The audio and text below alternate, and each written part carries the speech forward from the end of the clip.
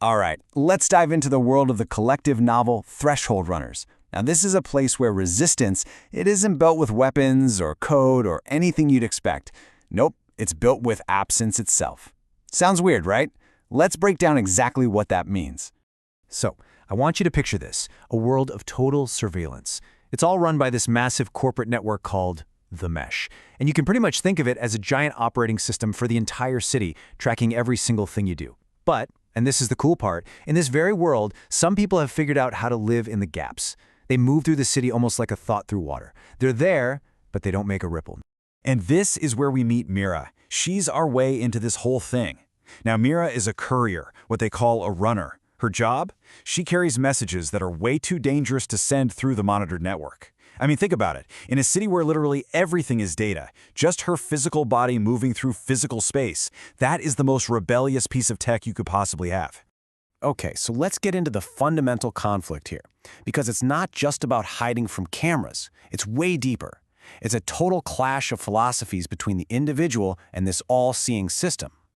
So, what exactly is a threshold runner? Well, people like Mira, they aren't just invisible. They've mastered a whole different way of being. They've learned how to be, for lack of a better word, uninteresting to the algorithms. They move in patterns that just register as background noise. See, the deep art here isn't invisibility, it's irrelevance. And this right here, this just perfectly captures the core misunderstanding. See, the system, the big corporations, they look at a human courier and they see a bug. They're slow, they're unpredictable, they're biological, a weakness. But for the runners, that inefficiency, that's the whole point. It's not a bug, it's a feature. And it's a feature the system has no idea how to deal with. So how do they actually do this? How do you practice this art of irrelevance? I mean, how in the world do you hide in a city that sees absolutely everything? Well, the answer isn't about finding a simple blind spot, like a camera that's turned off or something. It's way more clever than that.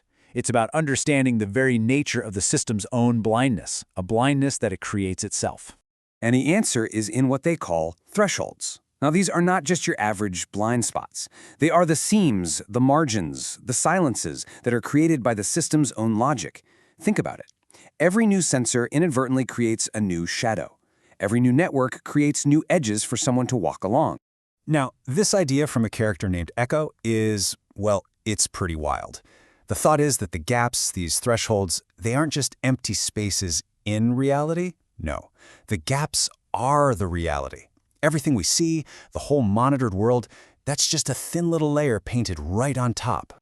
Okay, so if the gaps are the real reality, that leads to a truly revolutionary idea. What if you could actually connect all of these gaps, all these little moments of absence, and turn them into a functioning network? Okay, so this is the really crucial part. A group called the Threshold Collective, they didn't have to go out and build some brand new network from scratch. What they figured out was that the gaps were already connected. There was a hidden structure there already. All they needed to do was create a kind of protocol, a language, to basically flip the switch on a network that was already waiting for them. And this is exactly why the mesh can never ever detect it. You see, its instruments are all designed to register presence, to look for data, to listen for signals. They just have no way of perceiving a network that's made of pure absence and transmits its messages through coordinated silence. So you might be wondering, who are these people? What kind of person can even navigate this world between worlds and become part of this impossible network? The collective is basically made up of specialists in living in the in-between. You've got people like Solomon. He doesn't map streets, he maps the absences between them. Wild, right? Then there's Jen, who's like a living, breathing archive from memories the corpse tried to wipe clean. And you've even got Kwame, a guy who used to be one of the corporate agents, and now he uses everything he knows about the system to take it apart from the inside. So what brings all these different people together is this shared philosophy. They're not just rebels, they're archivists and artists and architects of a whole different kind of reality. And when you put them all together, these unique people form a network that's way more than the sum of its parts, a true collective operating in the world's hidden dimensions. So all of this, it builds to the collective's first big public move, their first major act of resistance. And it wasn't an attack, it wasn't a hack in any way we'd understand it. It was something way more subtle and, honestly, way more profound. What did they do? They sent a broadcast. but not through the mesh. They sent it through the mesh's momentary absence. They managed to create a coordinated 3-second global pause, just a flicker of total silence across every screen, every audio feed, every neural implant on an entire planet. And the message that was transmitted in that silence, it wasn't data.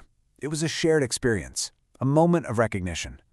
It wasn't some call to arms. It was just an invitation for people to realize that this other world, this world of gaps and freedom, was already there, all around them, just waiting for them to notice. And really, that's the big idea that Threshold Runners leaves you with. It's this incredibly powerful thought. The more we try to build these systems of total control, the more we actually, without even realizing it, build the very architecture for a whole new kind of freedom. A freedom that grows in the gaps, a freedom that, by its very nature, can never be seen by the system that created it.